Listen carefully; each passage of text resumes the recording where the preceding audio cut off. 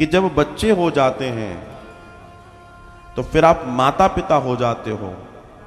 आपका धर्म सिर्फ उन बच्चों की परवरिश और उनके निर्माण के लिए कार्य करता है।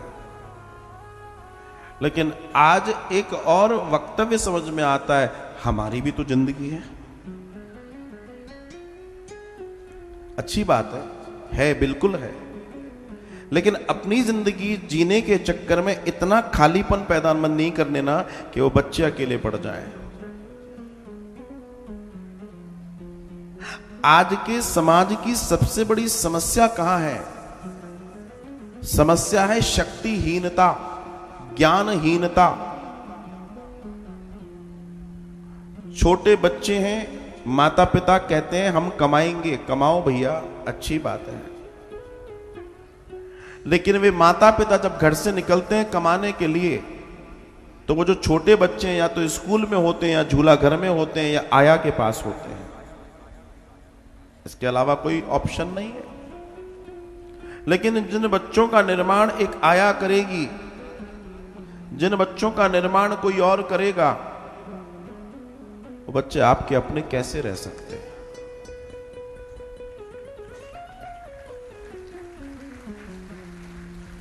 बहुत छोटा सा सूत्र की बात मैं कर रहा हूं आपसे,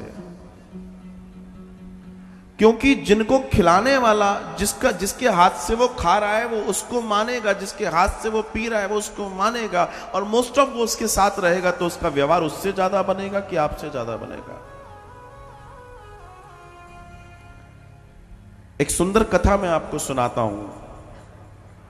8 दिन क्या हुआ मुझे याद नहीं, आपको याद रहे ना रहे, लेकिन ये कथा आपके जीवन में याद जरूर रहनी चाहिए। एक रानी जिनके श्रीमान अर्थात राजा की मृत्यु हो गई। बच्चा बिल्कुल अभी गोद का था, बिल्कुल गोद ही का, और वो साहसी स्त्री ने अपने राज्य को भी देखा और उस बच्चे के लालन पालन का भी बीड़ा उठाया। कुछ समय बीता, राजा चला गया, तब से वो उदास रहती थी, लेकिन अपने शासन को देखती थी, बाकी जीवन एकाकी हो गया था।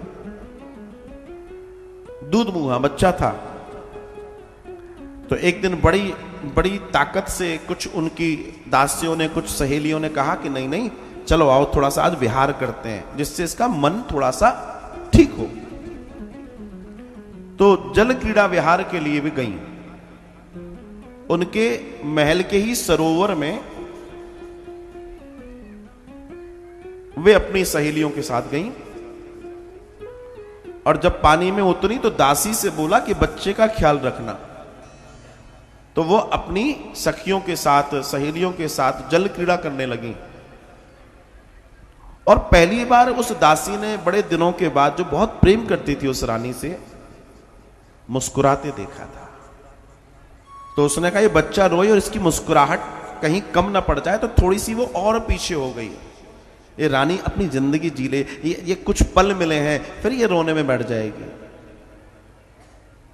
उस दासी के भी एक दूध मुहा बच्चा था। तो एक हाथ में अपना बच्चा, एक हाथ में उसका बच्चा, आनंद के साथ बैठी है। इतने में ये रानी का बच्चा रोता है। जब ये बच्चा रोया तो अब इसने देखा कि उसको अगर मैं बुलाती हूं तो बड़ी मुश्किल से तो निकली है, वो जीवन जो जी रही है उसको जीने दिया जाए सखियों के साथ। आज उसको बड़ा प्रेम था अपनी रानी से, मुस्कुराते हुए देख रही है रानी को। झाड़ियों के पीछे से उसने झांकने की कोशिश की, बोला नहीं, अभी तो वो आनंद ले रही है अपनी सखियों के साथ। बच्चा रोने लगा। अब दासी ने सोचा इस बच्चे को मैं चुप कराऊं, और दर्शन ही आया साहब, उस दासी ने उस बच्चे को दुग्धपान कराया, और बड़े प्रेम से वो बच्चा दुग्धपान करने लगा। उसका रोना बंद हो गया। लेकिन वो दुग्धपान करा ही रही थी, इतने में रानी का आना हुआ। इतने में रानी का आना, और रानी ने जो देखा उस दासी को, जिसको वो बहुत प्रेम करती थी अपने बच्चे को दुग्ध पिलाते हुए, उसको अथाह क्रोध आया। उसने बच्चे को उसकी गोद से खींचा, इस हाथ से दोनों बच्चे के पैर पकड़े और उसके पेट पर थपकियां मारने लगी। जितना भी दूध इसके शरीर में गया, एक बूंद भी न रह जाए, सारा निकल जाए।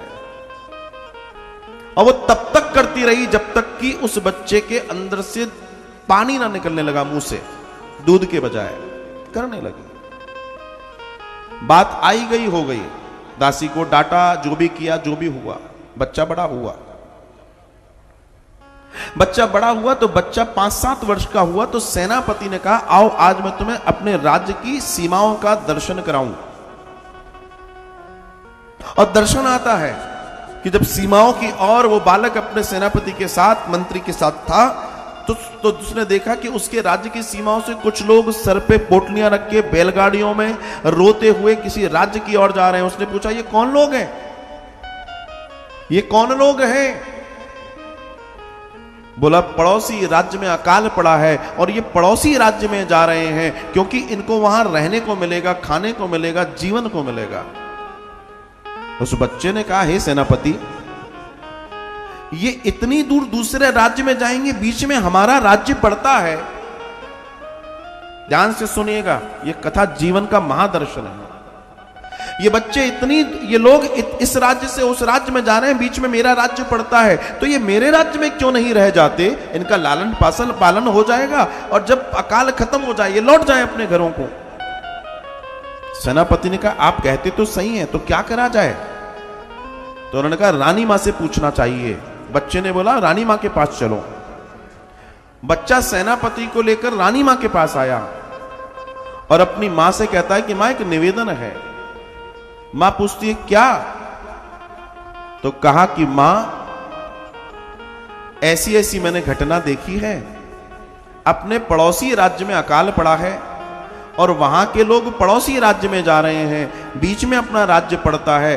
अगर आप आज्ञा दे दें तो उन लोगों को, बेचारे जो मर जाएंगे, इतनी दूर जाएंगे, हमारे राज्य में कुछ जगह दे दी जाए, भोजन दे दिया जाए, उनको वस्त्र दे दिए जाए, उनको जीवन मिल जाएगा। इतना जब सुना उस रानी ने, वो रानी अपने बच्चे को देख के फूट फूट करके रोने लगी। वो रानी अपने बच्चे को देखकर फूट फूट के रोने लगी। बच्चे ने पूछा, मां आप रो क्यों रही हो? मां ने कहा कि मैंने एक दिन एक काम किया था, मुझे लगता है कि मुझे और करना चाहिए था। बोला, क्या?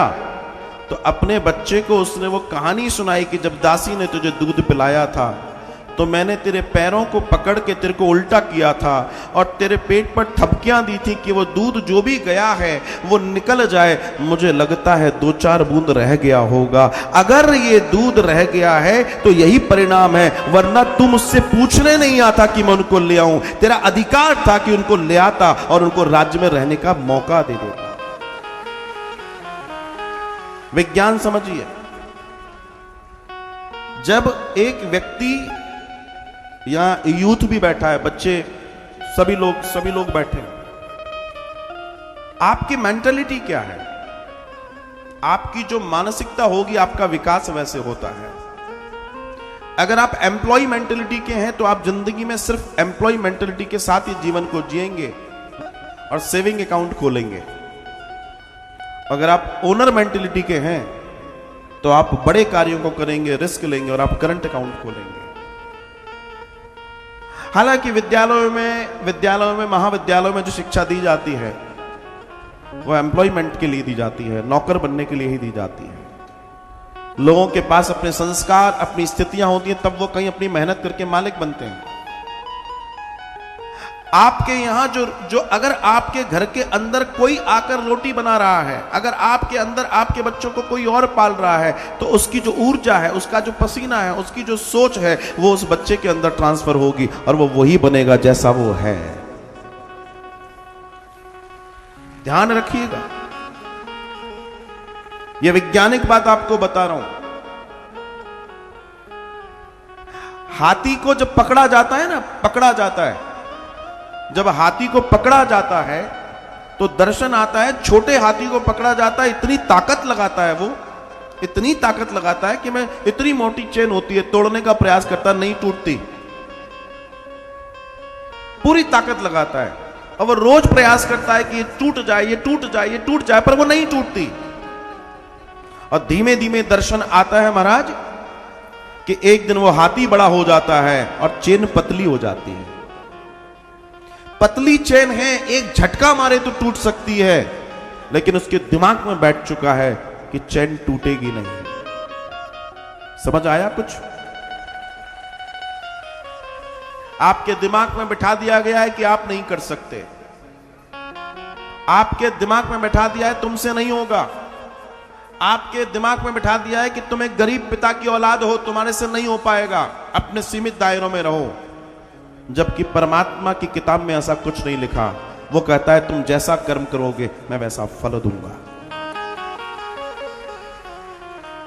मैं बार बार आपसे यही निवेदन कर रहा हूं, शक्ति को अर्जित कीजिए।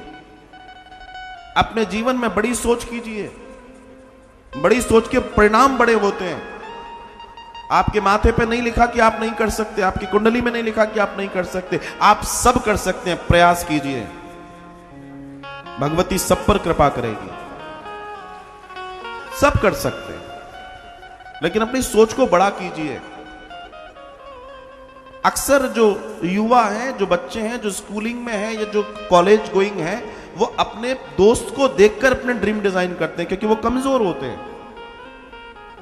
वो देखते हैं ये ऐसा कर रहा है, मैं भी ऐसा कर लेता हूं, इसने ये सब्जेक्ट ले लिया, मैं भी ले लेता हूं। ये जो दूसरे को देखकर करते हैं, ये कमजोर लोग होते हैं। ये एम्प्लॉय मेंटेलिटी से आ रहे हैं। और ओनर मेंटेलिटी के लोग क्या करते हैं? खुद के डिसीजंस लेते हैं, खुद की चीजों की तैयारी करते हैं और महान बनते हैं अपने जीवन में।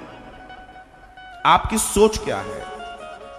उस मां ने यह कहा कि तेरे अंदर जरूर उस दासी की बूंद रह गई है, दासी जिसका काम पूछ के काम करना है, किसी के भले के लिए भी काम करना था, जो भी था। लेकिन अगर तू एक राजा का बेटा है तो तुझे इस काम के लिए पूछने की जरूरत नहीं थी। लोग बेचारे गरीब मर रहे थे, उनको तो तुझे ले ही आना चाहिए था, उनका कल्याण कर देना चाहिए।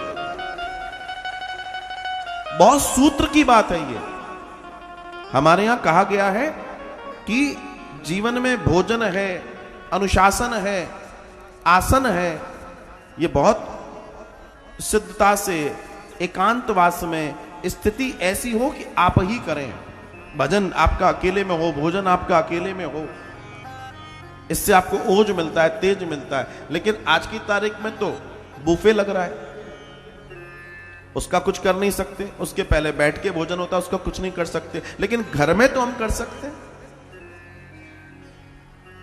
ये ऊर्जा के सिद्धांत की बात है, ये नॉर्मल बात नहीं है, ये बहुत बड़ी बात है।